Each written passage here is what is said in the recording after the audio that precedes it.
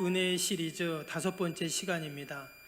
오늘은 길을 아시는 하나님이라는 제목으로 함께 말씀을 나누겠습니다. 아이들 동화책에 보면 아주 재미있는 우화가 하나 있는데요, 그것을 들려드리겠습니다. 중국의 우화입니다.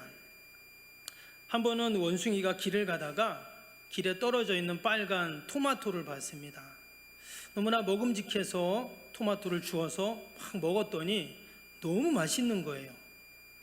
그리고는 좀 있다가 또 가다 보니까 이번에는 나무에 빨간 사과가 달려 있는 겁니다. 너무 탐스럽잖아요. 또 그 사과를 따가지고 막 먹었어요. 너무 맛있는 거예요. 그랬더니 원숭이가 생각하기를, 세상에 빨간 거는 다 맛있구나, 이렇게 생각을 하는 거예요. 그리고는 또 한참을 가다가 보니까 밭에, 고추밭에 막 빨간 고추가 쫙 열려 있는 거예요. 어떻게 했을까요? 당장 고추밭으로 달려가고 막 고추를 막 다 따먹기 시작하는 겁니다. 좀 이따 어떤 일이 생겼을까요? 막 입에서 막 불이 나는 거죠. 막 팔딱팔딱 뛰고 난리가 났습니다. 그래서 얼굴이 빨개졌어요.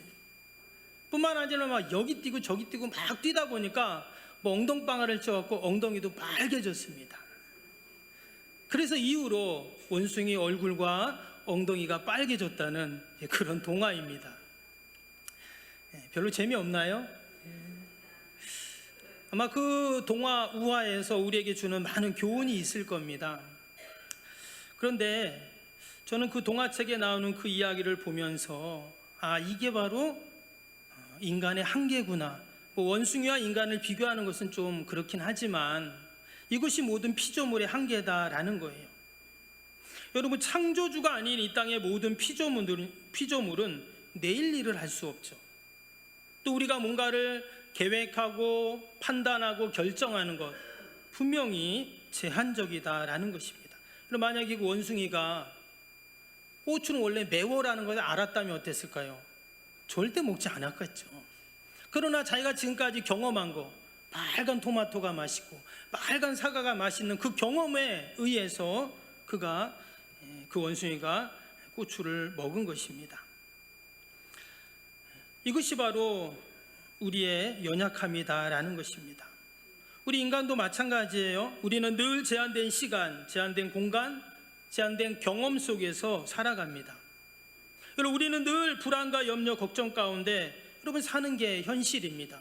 아무리 돈이 많아도, 아무리 건강해도, 아무리 자녀들이 잘 돼도, 예쁘고 잘생겨도 여러분, 얘기를 해보면 다 한 가지씩, 두 가지씩, 많은 문제와 또 염려와 걱정 가운데 사는 것을 봅니다. 그래서 사람들은 인생은 고행이다 이렇게 말해요. 인생은 고행이니까 그냥 받아들여, 그냥 그 고난을 감내해 라면서 하루하루 살아갑니다. 또 반면에 어떤 사람들은 어차피 한 번 사는 인생인데 한번 내가 마음껏 즐겨보자, 이렇게 인생을 쾌락으로 불안과 고통을 덮으려고 합니다. 그러나 여전히 깨어나면 어때요? 여전히 염려, 근심은 사라지지 않죠. 그럼 여러분, 우리 그리스도인들은 어떻게 해야 될까요? 이러한 인간의 한계 속에서 오는 우리의 불안, 걱정, 염려, 근심들을 어떻게 이겨나갈 수 있냐 하는 것입니다. 오늘 함께 읽은 욥기 23장의 말씀은 너무나 잘 아는 말씀이죠. 유명한 말씀이에요. 식당 가면 한 번쯤은 봤을 만한 딱 이렇게 있죠. 명패에 딱 이게 붙어 있는 것을 봤는데 10절 다시 한번 볼까요? 그러나 내가 가는 길을 그가 아시나니 그가 나를 단련하신 후에는 내가 숨금같이 되어 나오리라. 아멘. 여기 보니까 누가 나의 가는 길을 아신다고요? 누가? 여기서 이 누가, 그는 바로 하나님입니다. 그가 아신다 이거예요. 바로 하나님이 아신다는 거예요. 나는 아직 가보지 않고 나는 도무지 알 수 없어서 걱정되고 염려되는데 하나님은 다 아신다는 거예요. 어떻게 하나님은 이렇게 다 아실까요? 지금부터 그 말씀을 나누려고 합니다. 여러분, 나의 갈 길을 이미 다 알고 계신 하나님, 내가 그분과 동행한다면, 또 그분을 내가 믿고 의지한다면 또 그분의 인도하심만 따라간다면 우리의 인생은 여러분 날마다 성공하는 인생이 될 줄로 믿습니다. 우리가 그런 의미에서 옆에 분들하고 한번 이렇게 인사해 볼까요? 길을 아시는 하나님을 따라갑시다. 한번 해보세요.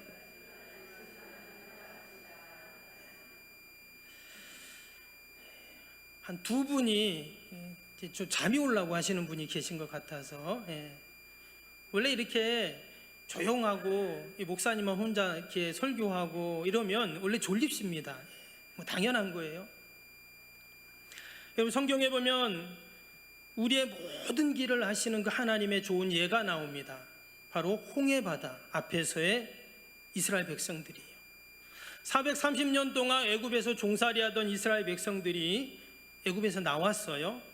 성대한 유월절 행사를 마치고 이제 그들이 약속의 땅 젖과 꿀이는 가나안으로 이제 그들이 힘찬 발걸음을 내딛게 됩니다. 근데 얼마 가지 않아서 그들 앞을 다 가로막는 게 있었죠. 뭐였죠? 홍해바다입니다.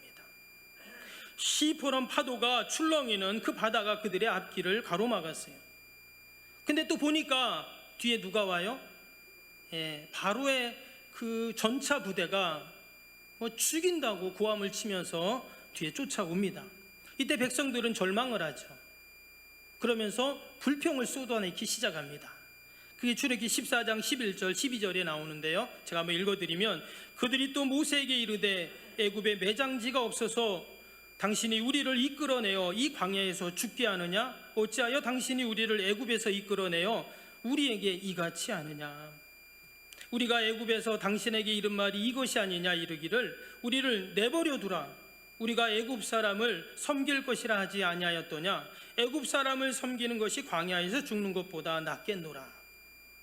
근데 이 말씀을, 이 백성들이 하는 이야기를, 하소연을 들어보면은요, 사실 맞는 말입니다. 여기 보니까 우리가 애굽 사람을 섬기는 것이 광야에서 죽는 것보다 낫다. 아니, 그렇잖아요. 비록 종살이로 사는 게 힘들지만 여러분, 그 광야에서 죽는 것보다 낫거든요. 지금 백성들의 하소연은 어찌 보면 타당한 하소연입니다. 거기서 죽든 여기서 죽든 똑같이 죽는 건데 왜 고생하면서 우리를 광야까지 데리고 와서 죽이냐는 거예요. 좀 우리를 가만히 좀 내버려 두지. 여러분, 사람은요, 두려움이 크면 클수록, 문제가 크면 클수록 판단이 흐려집니다. 내가 불안할 땐 절대 판단하면 안 돼요. 결정하면 안 됩니다. 왜냐? 잘못된 결정을 할 확률이 많기 때문이에요. 지난날에 하나님 베푸셨던 은혜, 능력, 도우심도 다 잊어버리게 됩니다. 여러분, 문제라는 게 그래요. 염려, 근심, 두려움이라는 게 그렇습니다. 근데 하나님께서는 지금 뭐라고요? 이스라엘 백성들이 어디로 가야 할 길을 지금 아신다 그랬잖아요. 여전히 나는 염려하고 걱정하고 두려워하고 있는데 하나님은 다 아신다는 거예요. 그 길을 아무도 모릅니다. 아무도 본 적이 없어요. 또 볼 수도 없어요. 왜 그렇습니까? 바다 밑에 길이 있었기 때문이에요. 바다가 그것을 다 지금 덮고 있기 때문에 길이 안 보여요. 모세도, 그 믿음이 좋은 모세도, 기도의 사람 모세도 그 길을 못 봅니다. 오직 누가 알아요? 그가, 하나님만 아시는 거예요. 어떤 사람들은 나는 안다 말하는 사람도 있어요. 그건 자기 생각입니다. 지금 길이 안 보이잖아요. 바다가 다 가리고 있는데 어떻게 길이 보여요? 얼마 전에 안개가 쫙 꼈거든요. 아침에 정말 이 바다에서 올라온 그 해무가 다 이렇게 안개를 끼는데 정말 안 보이더라고요. 바로 몇 미터 앞도 안 보여요. 그렇다고 없는 건 아니죠. 다 있습니다. 근데 안개가 다 끼니까 아무것도 안 보이더라고요. 마치 염려라는, 근심이라는, 두려운 그 안개가 우리 인생을 다 이렇게 채우면요, 안 보이는 거예요. 홍해바다가 내 인생을 다 이렇게 덮어버리면 길이 안 보여요. 그러면 어떻게 해야 됩니까? 오늘 말씀에 하나님께서는 뭐라고요? 그가 나의 가는 길을 아신다는 거예요. 하나님께서 이스라엘 백성들을 위해 그 바다 속에 하나님의 지혜, 하나님의 능력, 하나님의 뜻을 다 준비하고 계셨어요. 여러분, 우리의 인생길도 마찬가지입니다. 이미 다 알고 계신 그 하나님께서 여러분 구원의 길을 예비하고 계신 줄로 믿습니다. 아멘. 나는 지금 이 문제를 어떻게 풀지? 이거 어떻게 하지? 라고 생각하지만 여전히 하나님께서는 구원의 길을 준비하고 계세요. 그래서 우리가 절망하지 않고 낙심하지 않고 실망하지 않을 이유가 여기에 있어요. 왜? 하나님이 길을 마련해 주시기 때문에. 고린도후서 4장 8절 9절 말씀에 보면 우리가 사방으로 우겨쌈을 당하여도 쌓이지 아니하며 답답한 일을 당하여도 낙심하지 아니하며 박해를 받아도 버림받지 아니하며 거꾸로 트림을 당하여도 망하지 아니한다. 바울이 이 고백을 했던 이유가 있습니다. 그 상황이 어떤 상황이라는 거예요? 사방으로 우겨쌈을 당한 상황, 답답한 일을 당한 상황, 박해를 받고 있는 상황, 지금 거꾸로 트림을 받은 그런 상황이 있다는 말이에요.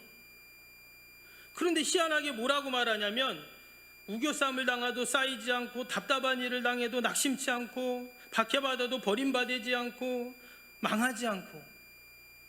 어떻게 이런 고백이 가능할 수 있을까요? 그 어떤 상황에도 하나님이 내 길을 이미 준비하고 계시다. 그 길을 열어주신다는 믿음과 여러분 확신 때문인 줄로 믿습니다. 말씀드린 것처럼 이 길은 처음에는 보이지 않습니다. 그 출애굽기 14장 21절에 보면 이 말씀이 나와요. 모세가 바다 위로 솜을 내밀매 여호와께서 큰 동풍으로 밤새도록 바닷물을 물러가게 하시니 물이 갈라져 바다가 마른 땅이 된지라. 여기 보니까 홍해가 갈라질 때요, 뭐가 불었습니까? 큰 동풍이 밤새도록 불었어요. 지금 이스라엘 백성들은 어디에 있냐면 홍해 서쪽 편에 있습니다. 그러니까 홍해 서쪽에서 동쪽으로 가는 거예요. 근데 바람은 어디서부터 분다고요? 동쪽에서부터 부는 거예요. 그러니까 서쪽에 있는 이스라엘 백성들은 모세도 모릅니다. 근데 그 바람이 계속 불어오면서 길을 만들고 있는 거예요. 지금 이스라엘 백성들은 불평하고 낙심하고 지금 절망하고 있습니다. 그런데 지금 하나님은 뭐 하고 계시다고요? 저 동쪽에서부터 길을 계속 지금 만들어가고 계세요. 지금 밤새도록 그 길을 만들고 계세요. 분명히 백성들은 밤새도록 불평을 했겠죠. 근데 나중에 그 바로의 군대가 그들의 코앞까지 쫓아왔을 때 길이 보이기 시작하는 거예요. 참 하나님은 드라마틱하세요. 처음부터 좀 길을 보여주고 처음부터 그런 역사가 나타나면 뭐 염려하고 걱정할 게 없는데 하나님은 그렇게 안 하세요. 모르겠어요. 혹시 우리가 교만할까봐, 나태해질까봐, 게을러질까봐, 뭐 하나님이 다 알아서 하시는데 뭐 혹시 이럴까봐 마지막까지 하나님을 붙잡게 하세요. 마지막까지 기도하게 하세요. 지금 모세가 뭐 하고 있다고요? 바다 위로 솜을 내밀매 기도하는 거잖아요. 지금 마지막까지 하나님은 기도하게 하시는 거예요. 여러분, 문제가 있고 아픔이 있고 두려움과 염려가 있으면 여러분 함께 기도할 수 있기를 축복합니다. 혹이나 아니 목사님 저는 기도가 잘 안 돼요. 어떻게 하는지 잘 모르겠어요. 그러면 저한테 기도 부탁하세요. 우리 장로님들한테, 기도의 권사님들한테 기도 부탁하시면 됩니다. 함께 우리가 기도할 때 여러분 더 놀라운 역사가 일어날 줄로 믿습니다. 때때로 우리가 하나님이 일하시는 것이 눈에 보이지 않아서 우리가 어찌할 줄을 모를 때가 너무나 많습니다. 분명히 하나님은 도와주신다고 했는데 지금 당장 아무 일도 안 일어나니까 실망도 하고 낙심도 하고 또는 뭐 불평도 하고 원망도 하게 되죠.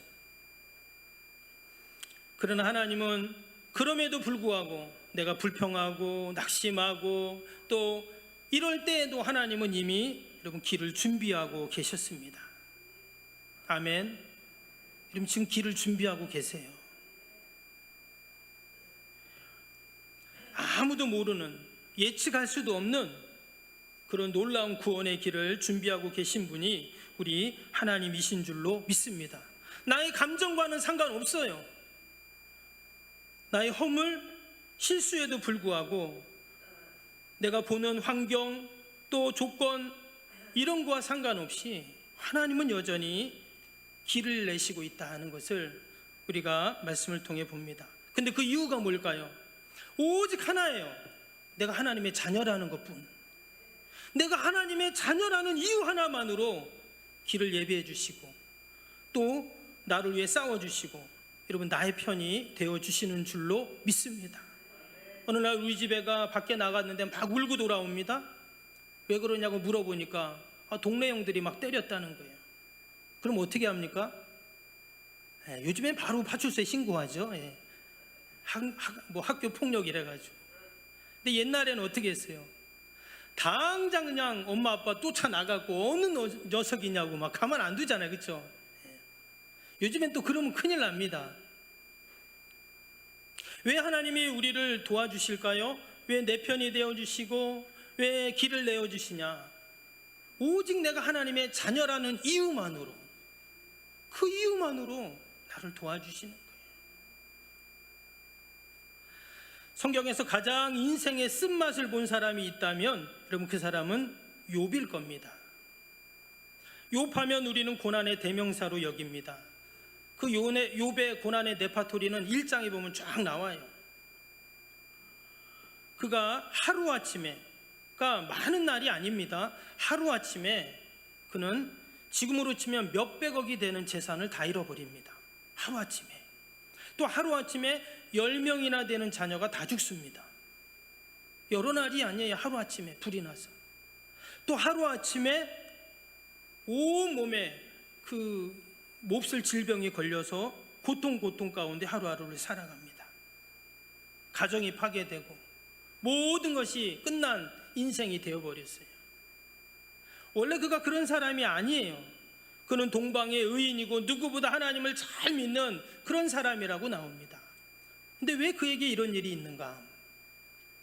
친구들이 찾아왔어요. 왜? 그를 위로해 줘야 되니까. 1명, 2명, 3명 계속 친구들이 옵니다. 근데 그 친구들이 와서 위로해 줘야 되잖아요. 근데 위로는커녕 그동안 너의 신앙은 믿음은 가짜다 이런 얘기를 해요. 그러면서 계속 욥이 죄인인 것을 단정짓고 하나님과 분리시키려고 하고, 네가 죄가 있으니까 이런 일이 생기지 하면서 계속 그를 정죄합니다. 여러분 때때로 우리에게도 고난이 닥쳐올 때 그리고 그 고난이 해석이 안 될 때가 있어요. 이래서 이런 어려움이 있구나 이렇게 이해가 되고 해석이 되면 좋은데 여러분 해석이 안 될 때가 있어요. 그럴 때는 어떻게 합니까? 애매한 고난, 무고한 고난이 있을 수 있다는 거예요. 여러분 그럴 때 우리가 이 욥기를 꼭 읽어야 합니다. 욥기를 통해 위로받고 하늘의 지혜를 얻고 영적인 맷집을 키우고 영적인 근력을, 마치 우리가 운동하면서 육신의 근력을 키우는 것처럼 우리가 말씀을 통해서 영적인 근력을 키워야 어떤 그런 고난이 와도 시련이 와도 우리가 넉넉히 이겨낼 줄로 믿습니다. 욥기 뒷부분에 보면은요 38장부터 마지막 장까지 쭉 보면 그동안 계속 처음에는 하나님이 침묵하십니다. 한마디도 안 하세요. 그러다가 38장부터 하나님이 말씀하기 시작하는데 마치 하나님이 물을 쏟아 붓듯 말씀하세요. 그래서 성경에 이렇게 하나님이 오랫동안 많이 말씀하신 적이 없습니다. 그리고 마지막 욥기 42장에 그렇게 힘들고 고통스러웠던 욥의 모든 고난의 시간들이 다 지나고 욥의 얼굴에 미소가 지어지죠. 그 모든 고난의 폭풍이 지나가게 됩니다.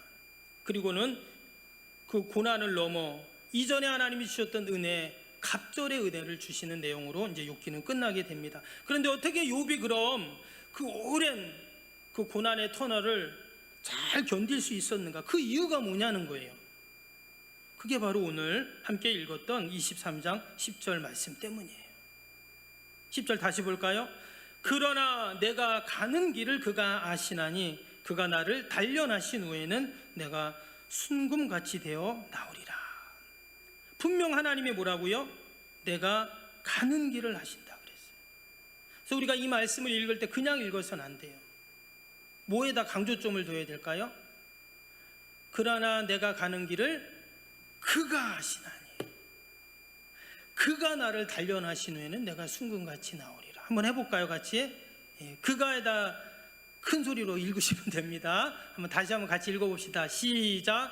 그러나 내가 가는 길을 그가 하시나니 그가 나를 단련하신 후에는 내가 순금같이 되어 나오리라. 아멘. 결국은 하나님이, 순금은 뭡니까? 아무런 불순물이 안 들은 금이잖아요. 그렇게 온전하게 만들어 주실 것이다, 이렇게 말씀합니다. 내가 지금 좀 손해보는 것 같아요? 미치는 것 같아요? 정말 계산해 보니까 이거 나만 왜 이래? 이렇게 생각될 때가 있잖아요. 근데 하나님이 어떻게 해요? 순금같이 다시금 온전하게. 사실 욥은 순금도 아니에요. 갑절의 은혜를, 2배의 하나님의 은혜를 마지막에 보면 주십니다. 이것이 바로 하나님의 은혜이고 여러분 축복인 줄로 믿습니다. 욥도 하나님께 기도합니다. 오늘 23장 앞에 2절 3절 볼까요? 자신에게 고난의 문제를 가지고 하나님께 기도하는 내용이 나옵니다. 오늘도 내게 반항하는 마음과 근심이 있나니 내가 받는 재앙이 탄식보다 무거움이라. 내가 어찌하면 하나님을 발견하고 그의 처소로 나아가랴. 지금 욥이 너무나 힘들다는 그런 고백을 하고 있죠. 그래서 어디로 나간다 그랬어요? 그의 처소, 바로 성전, 하나님이 계신 곳으로 나아가겠다, 이렇게 말을 합니다. 그러면서 밑에 8, 9절을 한번 보시면 이런 말씀이 나와요. 그런데 내가 앞으로 가도 그가 계시지 않고 뒤로 가도 보이지 아니하며 그가 왼쪽에서 일하시나 내가 만날 수 없고 그가 오른쪽으로 돌이키나 배울 수 없구나. 지금 욥이 하나님을 만나야 되겠다, 하나님을 좀 만나서 물어보고 하나님 만나면 문제 해결되겠다 생각하고 하나님 만나러 간다고 했어요.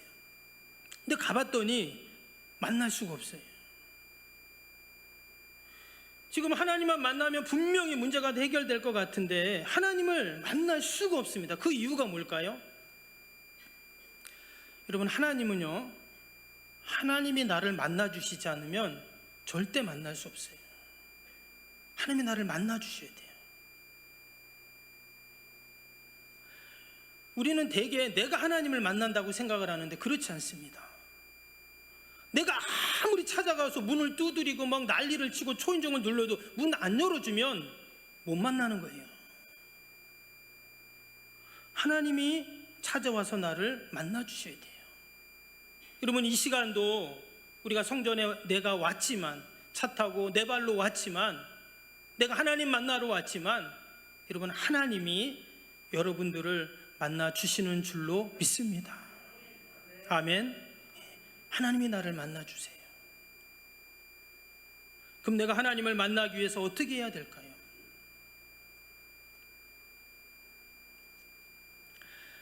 오늘 8, 9절에 오직 욥이 자신이 당하는 그 고난에 대해서 하나님의 뜻, 그 하나님의 의도를 알고 싶어서 하나님을 만나고 싶었는데 아무리 하나님을 찾아보고 또 찾아봐도 하나님을 지금 만나지 못했다고 그렇게 지금 말을 하고 있습니다. 근데 우리가 이 말씀을 통해서 한 가지 깨닫는 게 뭐냐면, 여러분, 여기서부터 우리의 신앙과 믿음이 출발을 해요. 여기서부터 우리의 신앙이 출발하는 겁니다. 내가 하나님을 만나고 싶은데 하나님을 만날 수가 없는 거예요. 어떤 사람은 하나님의 음성을 듣는다기도 하는데 듣기는커녕 나는 아무것도 느낌도 없고, 정말 하나님이 세상을 만드셨는지, 예수님이 동정녀로 태어나셨는지, 3일 만에 죽었다가 부활하셨다고 하는데 과연 이 살아난 게 맞는 건지, 사람들은 그것을 믿는다고 하는데 나는 도저히 안 믿어지고. 우리에게 그러한 다 고민이 있거든요. 신앙의 갈증이 있잖아요. 지금 욥이 그런 거예요. 지금 내가 힘들고 어려운데, 내가 별로 잘못한 것도 없는 것 같은데, 도리어 내가 다른 사람들 더 도와주고 또 섬겨주고 누구보다 열심히 믿음 생활하고 그랬는데 왜 나에게 이런 고난이 있는가? 이런 궁금하잖아요. 이 문제를, 이 궁금증을 풀어야 되잖아요. 근데 문제는 하나님이 안 만나준다는 거예요. 여기가도 없고 저기가도 없고 오른쪽에도 없고 왼쪽에도 없고. 이러면 어떻게 해야 될까요?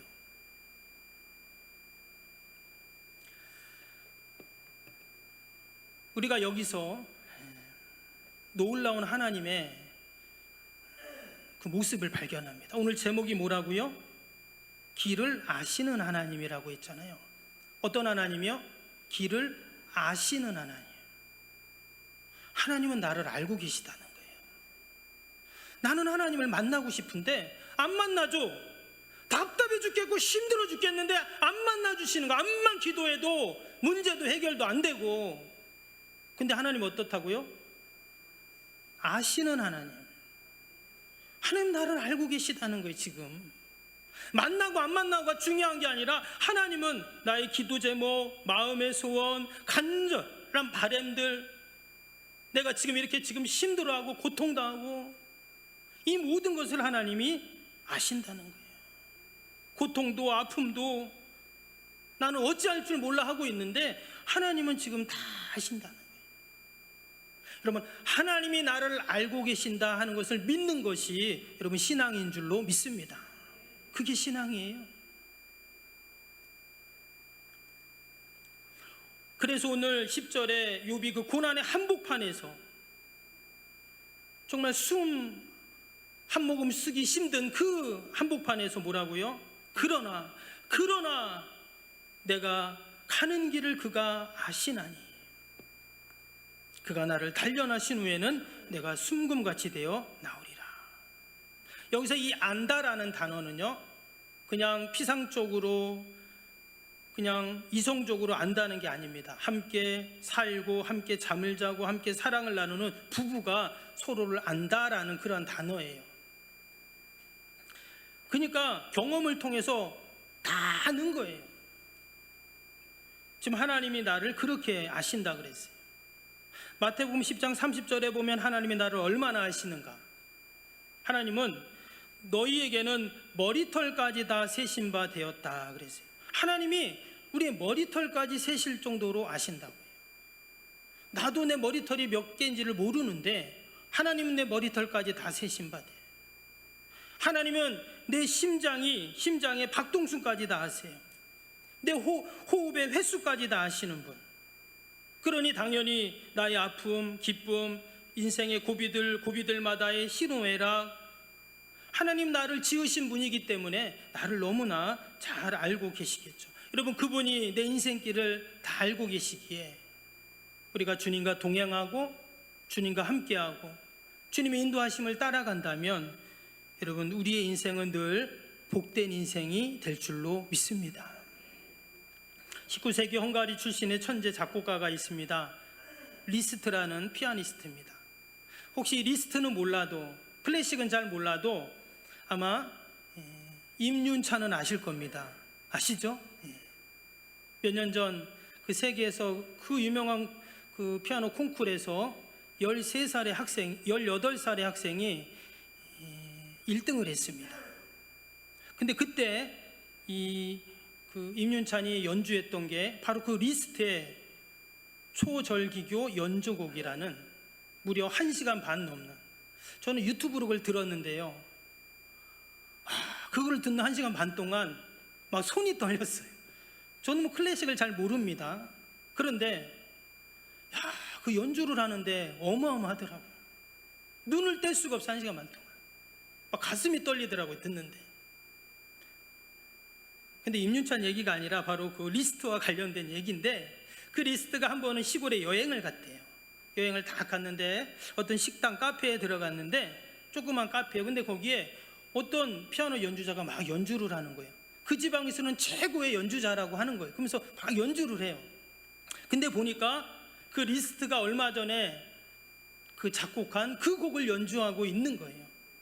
그래서 이제 듣고 있는데 자기가 만든 거하고 다르게 연주를 하는 거예요. 그래서 끝나가지고 가가지고 그 리스트가 그 연주자에게 말하는 거예요. 이 부분은 이렇게 하지 말고 이렇게 하셔야 됩니다. 그랬더니 그 피아노 치던 사람이 당신이 누군데 그러냐고, 내가 이 지방에서 최고인데 하면서 막 뭐라고 하는 거예요. 그때 이 리스트가 하는 말이 이 곡을 제가 작곡했습니다, 이렇게 얘기했다. 여러분, 그 곡을 작곡한 사람이 어떨까요? 제일 그 곡을 잘 알겠죠. 여러분, 나를 만드신 분, 나의 머리털까지 세신 바 되신, 우리는 하나님이 나를 잘 모를 거라고 생각하지만 그렇지 않습니다. 하나님은 불꽃 같은 눈동자로 나를 늘 보고 계세요. 왜? 머리털까지 세신다고 하셨으니까. 나를 지으신 분, 나를 나보다 더 잘하시는 분, 여러분, 그분께 우리의 인생길을 맡길 때 하나님께서 우리를 졸지도 주무시지도 않고 늘 우리를 인도하시고 선한 길로 인도해 가실 줄로 믿습니다. 지금 당장은 홍해바다가 다 가리워져서 그 길이 보이지 않지만, 그러나 분명 하나님께서는 길을 하시는 하나님이시기 때문에 우리가 그 주님만 따라간다면 우리의 고통의 문제들, 또 내 힘으로 해결할 수 없는 인생의 문제들 하나님께서 다 해결해 주시고 선한 좋은 길로 인도하실 줄로 믿습니다. 우리가 한 주간도 그러한 믿음으로 승리하는 저와 여러분이 되기를 주님의 이름으로 축복합니다.